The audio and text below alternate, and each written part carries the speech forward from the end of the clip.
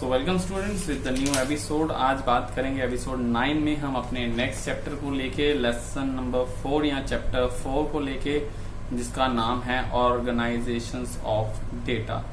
देखिए, organisation of data जो है हमारी 5 डिफरेंट स्टेजेस हैं हमारी स्टैटिस्टिक्स फॉर इकोनॉमिक्स में। उसमें से सेकंड स्टेज की बात है। सेकंड स्टेज में जब हम बात करेंगे that is about the organisations of data, तो हम बात करते हैं कि किस तरह से डेटा ऑर्गेनाइज किया जाता है। यानी हमने सेकंड और थर्ड चैप्टर में एक चीज समझी, that is about the how to collect the data. हम अपने डेटा को कैसे कलेक्ट करेंगे, how basic data is collected, what about the census method, sample method, what type of the sample method we have, 6 methods which we already have studied. तो हम आज बात कर रहे हैं अपने नेक्स्ट स्टेज की। देखिए, डेटा कलेक्ट हो गया, डाटा गए, आप लेने गए, किसी से लिया, आपने डेटा कलेक्ट कर लिया, जो इन्फॉर्मेशन आपने कलेक्ट ले ली। Let me talking about the expenditures of family थी। आपने एक्सपेंडिचर्स ऑफ फैमिली अपने कलेक्ट की, तो आपने एक्सपेंडिचर ऑफ फैमिली जब आपने कलेक्ट कर ली, तो अब आपके पास टारगेट है कि किस तरह से अब हम अपने नेक्स्ट बात करेंगे कि ऑर्गेनाइज कैसे, कि 5000 से ज्यादा इनकम कितनों की है और 5000 से कम कितने की है।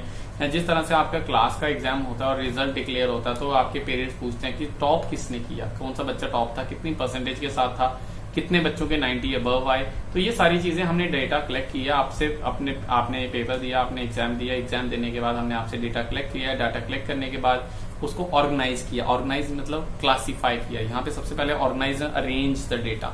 सो अब सबसे पहले अगर बात करें, आप अपनी बुक में देखें तो organisation of data refer to the arrangement of figure in such a form that the comparisons of the mass of similar data may be facilitated and further analyzed may be possible. So यहीं से हमें definition से clear हो जाता है, that is organisation of data जो है refer क्या करता है, अरेंजमेंट ऑफ फिगर इस तरह से, सच इन सच मैनर्स, ताकि हमारा क्या हो, कंपैरिजन जो हो किया जा सकता है। यानी हमारा डेटा, हमने स्टैटिस्टिक्स में एक फीचर पढ़ा था कि वो होमोजीनियस होना चाहिए और उसमें कंपैरिजन हो जाना चाहिए।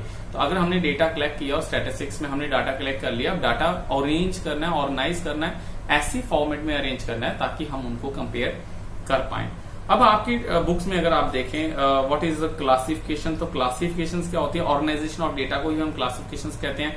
क्लास कहते हैं ना, CLASS क्लास, आपकी कौन सी क्लास है। तो सपोज कीजिए 1100 बच्चा स्कूल के अंदर गेट के अंदर एंटर करता है और 11 एंटर करने के बाद कोई भी बच्चा आपको ग्राउंड में नहीं दिखता, सारे अपने अपने क्लासरूम से घुस जाते हैं, तो चले जाते हैं। जब क्लासरूम में चले गए तो आपको अपनी क्लास पता है, और अगर कोई बच्चा खड़ा है और वो कहता है सर मेरी क्लास 6th है, 4th है, 3rd है, तो डेफिनेटली उसको उसकी क्लास तक पहुंचा दिया जाता है। तो क्लास मीन्स कैटेगराइज या क्लासीफाई करना या अरेंज करना इस सच अ फॉर्म कि कोई भी आइटम छूटे ना। इस चैप्टर में हम जो बात करने वाले हैं that is about the objectives of classification and second one is about the characteristics of good classification. तो ये चैप्टर काफी छोटा है, यही 2 चीजें पढ़ेंगे, उसके अलावा इसमें से पेपर्स में कुछ नहीं आएगा। जो समझाने वाली चीजें मैं आपको वो समझाऊंगा। आप 2 चीजों पर पढ़ेंगे, अपना पेज टर्न आउट करेंगे तो आपको दिखेगा that is about the objective of classification. कि सर क्लासिफिकेशन करनी क्यों है, डाटा अरेंज हो, क्यों क्लासीफाई करें, क्यों करें अरेंज उसको। क्वेश्चन तो ये है कि सर वाई, क्यों।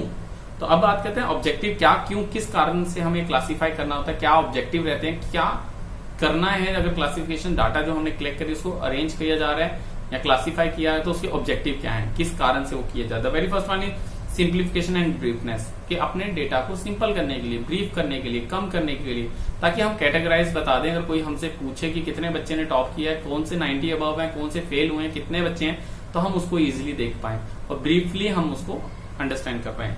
Second one is utility. Utility यानी कि एक ऐसी तरह से ताकि हमारा इतना सारा रॉ डेटा जो होगा हम उसको यूटिलाइज कर पाए। ऐसा ना हो कि ये तो ऐसी बात होगी आपके मोबाइल में बहुत सारे गाने, जब मूड था गजल सुनने का तो गजल दिखी नहीं, तो बेटर है गजल का फोल्डर बना दो। फोल्डर बनाने पे आप अपना गाना प्ले कर सकते हो। गजल के फोल्डर पे गए, सैड सॉन्ग पे गए, पंजाबी सॉन्ग पे गए।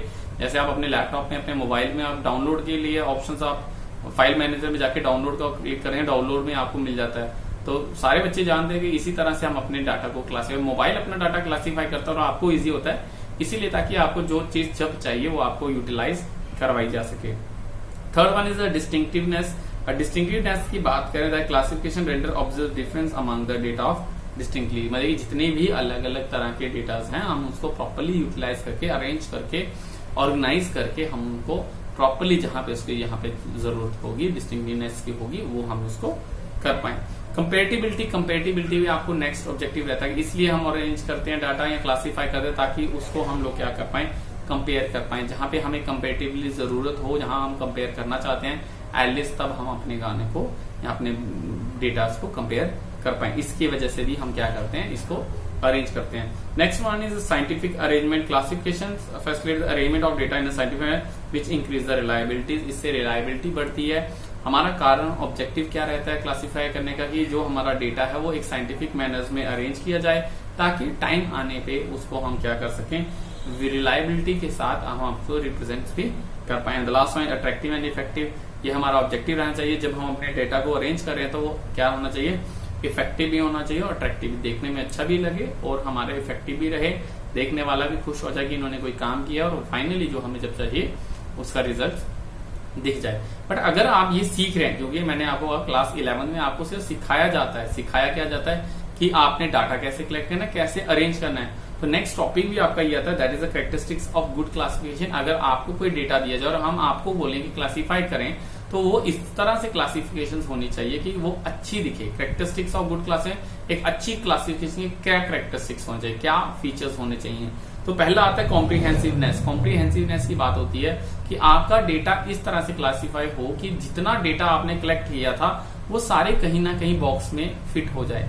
यानी कि जैसे मैंने आपको बताया कि 1100 बच्चा स्कूल के अंदर एंटर करता है और 1100 बच्चा पूरे क्लासेस में चला जाए। अगर let it be 100 of student ground में खड़े हैं और वो कहते हैं सर हमें तो पता नहीं हमारी कहाँ पे जाना है, और शायद हमने अच्छे से क्लासिफिकेशन नहीं की, क्लासेस को प्रॉपर्ली मैनेज नहीं किया, जहां पे वो बच्चे एडजस्ट नहीं हो पाए, तो ऐसी क्लासिफिकेशन को निग्लेक्ट किया जाता है। और अगर ऐसा हो कि सारे बच्चे मिक्सअप छोड़ दिए जाए ग्राउंड में से, 1100 बच्चों को छोड़ दिया जाओ अपनी क्लासेस में, और फाइनली 1 मिनट के बाद आप देखें जैसे रिसेस के टाइम पे सारे बच्चे यहाँ भाग रहे और जैसे रिसेस ओवर होती है सारे बच्चे अपनी अपनी क्लासेस में और शांति हो जाती है, तो ये गुड क्लासिफिकेशन की एक निशानी है। और कॉम्प्रिहेंसिवनेस का मतलब होता है कि जहां पे each and every data gate its place, उसको अपनी डेटा मिल जाए।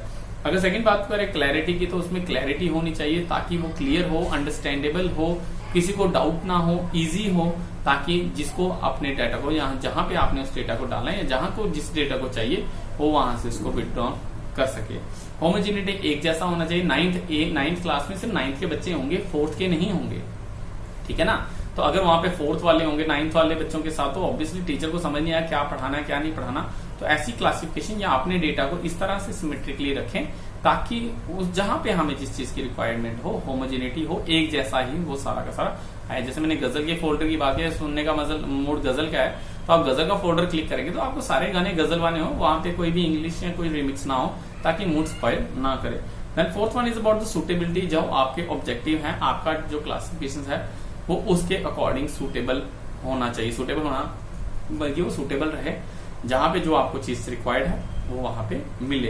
Then fifth one is about stability. आपकी स्टेबिलिटी रहनी चाहिए। स्टेबिलिटी की जब हम बात करें तो स्टेबिलिटी की हम यही कहते हैं कि स्टेबल होना चाहिए, ये नहीं कि आज कहीं और आज कहीं और, आज का गजल का फोल्डर कहीं और शिफ्ट हो गया और कहीं का और शिफ्ट हो गया। डाउनलोडिंग का फोल्डर जहां डाउनलोडिंग वहीं पे रहेगा। पबजी की ओबीबी फाइल एंड्रॉइड में है तो वो एंड्रॉइड में रहेगी, चेंज होती रहेगी तो आपको दिक्कत आएगी। तो स्टेबिलिटी शुड बी देयर ताकि इन्वेस्टिगेशन जो हो रही है पर्टिकुलर काइंड ऑफ इन्वेस्टिगेशन, तो वो स्टेबल रहे और जहां से आपको डेटा जहां चाहिए वहां से वो इजिली अवेलेबल हो।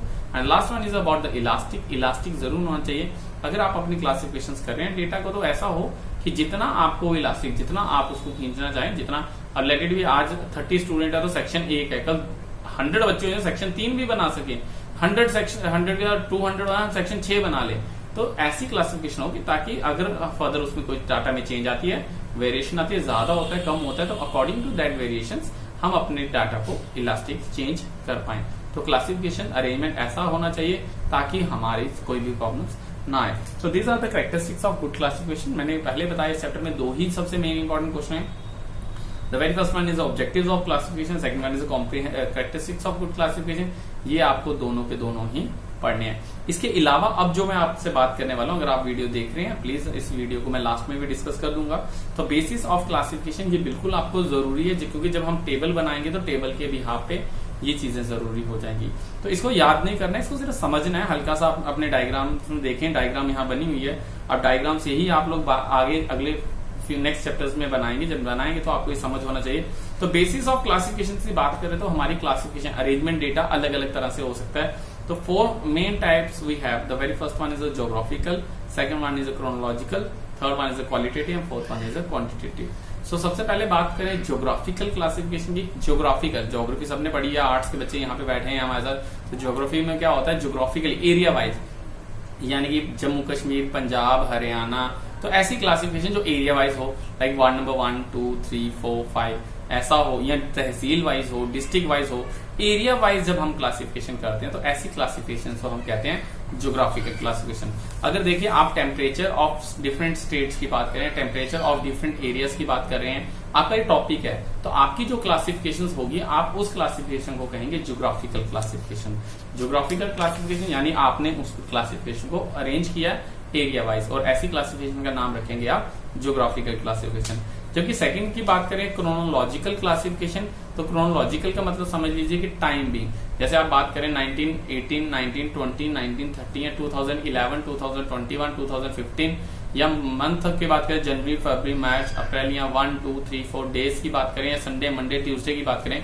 जब आप बात करते हैं टाइम की, टाइम पीरियड क्लासिफिकेशन की, जैसे हम बात करते हैं कि पिछले जून में टेम्परेचर इतना था, उसके बाद 2018 में इतना है, 2019 जून में इतना है, 2020 जून में इतना है, तो ये चीजें जो होती हैं इनको हम टाइम बीइंग क्लासिफिकेशन कहते हैं, जिनको हम क्रोनोलॉजिकल क्लासिफिकेशन भी कहते हैं। इसके बाद आती है क्वालिटेटिव क्लासिफिकेशन। क्वालिटेटिव में आपको सिंपल और मैनीफोल्ड की बात करें, सिंपल फोल्ड होता है सिर्फ दो, A and B, male and female, ठीक है, बॉयज एंड गर्ल्स, ये दो सिंपल क्लासिफिकेशन, इसको है simple classification. Quality wise, quality जिसमें क्वांटिटी, क्वालिटी, रूरल, अर्बन, ठीक है, ये होगी क्वालिटी और सिंपल क्लासिफिकेशन। मैनीफोल्ड होता है बॉयज, जैसे होता है ना बॉयज एंड गर्ल्स, अब बॉयज को भी अलग क्लासिफाई करेंगे, रूरल एंड अर्बन, रूरल से high above poverty line, below poverty line, APL, BPL, ऐसे करते हुए आपको नीचे फैक्ट्री वर्कर्स की दिख रही है, स्किल्ड और अनस्किल्ड कितने हैं, स्किल्ड में लिटरेट और इलिटरेट कितने हैं, जो लिटरेट है उसमें रूरल और अर्बन कितने हैं, आगे रूरल और अर्बन की भी क्लासिफिकेशन करा जाए तो कर सकते हैं। ऐसी जो फर्दर क्लासिफिकेशन होती है, ऐसे को हम कहते हैं क्वालिटेटिव क्लासिफिकेशन की, मैनीफोल्ड क्लास। और जब लास्ट वन आती है that is about the quantitative, तो क्वांटिटी न्यूमेरिकल्स, यानी कि 0 से 10 मार्क्स लेने वाले कितने बच्चे, अगर आपका एग्जाम हुआ, लगभग 100 बच्चे थे आपकी क्लास में, 100 बच्चों में से अगर पूछा जाए 90 अबव कितने बच्चे हैं, 90 to 100 लेने वाले, तो हम कहते हैं 5 बच्चे हैं। फिर 80 to 90, ये एक रेंज, एक स्लॉट क्वांटिटी वाइज, कि कितने बच्चों का वेट 60 से अबव है, तो हमारे 6 बच्चों का, 60 से बिलो कितना, इतने का, तो एक 60 वेट है, क्वांटिटी है। तो ऐसी क्वालिफिकेशन जो हमारी क्लासिफिकेशन होगी उसको हम कहते हैं that is about the quantitative classification. इनको बिल्कुल पढ़ लें, इनको पेपर में नहीं आएगा, बड़ी आगे के चैप्टर्स में आपको हेल्पफुल रहने वाले हैं। बाकी इसमें टाइप्स ऑफ सीरीज आपने नहीं करनी है, इस चैप्टर में से हम इतना ही करेंगे जितना आपको करवाया, रिमेनिंग जो है आप बिल्कुल रिलैक्स रहें, इसमें से कुछ भी नहीं आने वाला। So that's is all about this chapter. मैंने पहले ही बताया था ये चैप्टर काफी छोटा है, इसमें से हम ज्यादा नहीं करेंगे। That is about organisation of data की डेफिनेशन करेंगे, क्लासिफिकेशन क्या होती है, objectives of classification, characteristics of good classification, यही आपको लिखने में आएगा, बट समझने के लिए जो आपको समझना था that is the basis of classification, वो आप जरूर समझे। Geographical, qualitative, quantitative, chronological classification ये क्या होती हैं उनको आप बिल्कुल समझ लें, उनको याद करने की कोई जरूरत नहीं है, आप कॉपी पे आप हल्का से लिखें, क्योंकि ये आगे फर्दर हमारे जब डायग्राम्स में बात करेंगे तो वहां पे ये चीजें आपको देखने को मिलेंगी। सो फिलहाल के लिए चैप्टर 4 होता है खत्म, आज की इतनी ही रहेगा, इसमें ज्यादा नहीं है। फिर भी अगर आपको कोई डाउट है प्लीज आप कॉल करें, वीडियो को रिवाइंड करके देखें, अपनी अटेंडेंस मार्क करें वीडियो को देखने के बाद कमेंट बॉक्स में, और लाइक का बटन दबाना ना भूलें, और शेयर भी कर सकते हैं। अगर आपके कोई बच्चे जो स्टूडेंट्स आज नहीं लगाए हैं क्लास तो आप उनको इंटीमेट करें, प्लीज अटेंडेंस फुल रखें, रिस्पॉन्स अच्छा है, मैं चाहता हूँ ऐसा ही रिस्पॉन्स आपका कंटिन्यूली चलता रहे। So thank you so much guys for being with us. आज की वीडियोस यही हैं, 4 चैप्टर आपके कंप्लीट हो चुके हैं, यूनिट 1 आप बिल्कुल रेडी कर लें।